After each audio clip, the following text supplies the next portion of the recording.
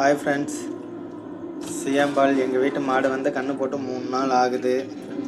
இது வந்து 3வது நாள் பாலுங்கிறதால கொஞ்சம் கம்மியாக தான் இருக்குது, சின்னதாக.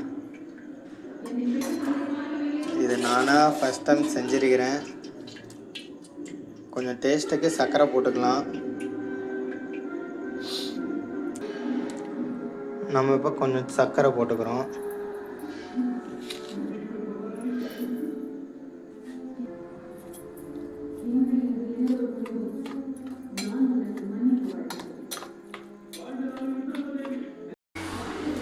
சிஎம்பால் ரெடி.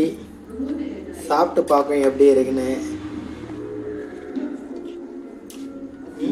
செம்ம டேஸ்ட்டுங்க. நீங்களும் சிஎம்பால் கிடச்சதுன்னா நீங்களும் இதே போல் பண்ணி பாருங்கள்.